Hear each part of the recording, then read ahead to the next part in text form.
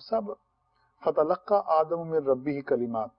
کہ پھر آدم نے اپنے رب سے کلمات سیکھ لیے، تو یہ یقیناً بڑے عظیم الشان کلمات ہوں گے کہ جن سے ان کی توبہ قبول ہوئی اور اللہ سبحانہ و تعالیٰ نے پھر ان پہ رحمت اور کرم کی بارش فرما دی۔ تو میں یہ جاننا چاہوں گا وہ کون سے کلمات ہیں کہ جن کی وجہ سے حضرت آدم علیہ السلام کی توبہ قبول ہوئی؟ آدم علیہ السلام نے جو کلمات اللہ تبارک و تعالیٰ سے سیکھے، جن کا تذکرہ اس آیت کے اندر ہے، فَتَلَقَّى آدَمُ مِن رَبِّهِ كَلِمَاتٍ فَتَابَ عَلَيْهِ، پھر آدم علیہ السلام نے کچھ کلمات اپنے رب سے سیکھ لیے تو اللہ نے ان کی طرف اپنی رحمت کے ساتھ رجوع فرمایا۔ یہ کلمات کون سے تھے اس کے بارے میں دو تفسیریں ہیں، لیکن وہ دونوں تفسیریں آپس کے اندر ایک دوسرے سے ٹکراتی نہیں ہیں، ان دونوں کو جمع کیا جا سکتا ہے۔ ان میں سے ایک کلمات تو وہی ہیں جو خود اللہ تعالیٰ نے قرآن پاک کے اندر بیان فرمائے،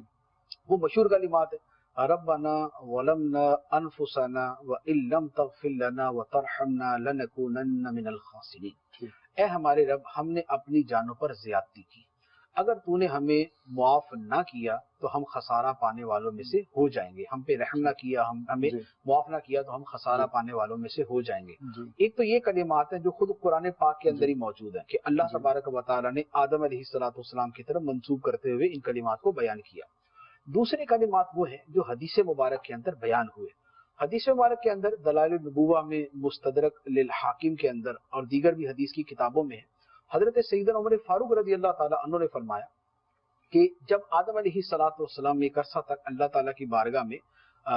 توبہ کرتے رہے اور اللہ تعالیٰ سے مغفرت کی دعا کرتے رہے تو ایک مرتبہ عرض کی کہ اے اللہ مجھے محمد صلی اللہ علیہ وآلہ وسلم کے وسیلے سے معاف کر دے۔ سبحان اللہ۔ اللہ تعالیٰ نے فرمایا کہ اے آدم تم محمد کو کیسے جانتے ہو، میں نے تو انہیں ابھی پیدا بھی نہیں کیا۔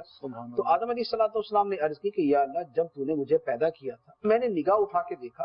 تیرے عرش کے پایوں پر تیرے نام کے ساتھ محمد صلی اللہ علیہ وسلم کا نام لکھا ہوا تھا، تو میں نے جان لیا کہ جس کا نام تو نے اپنے نام کے ساتھ ملا کے لکھا ہے وہ تیری بارگاہ میں سب سے زیادہ محبوب ہوگا۔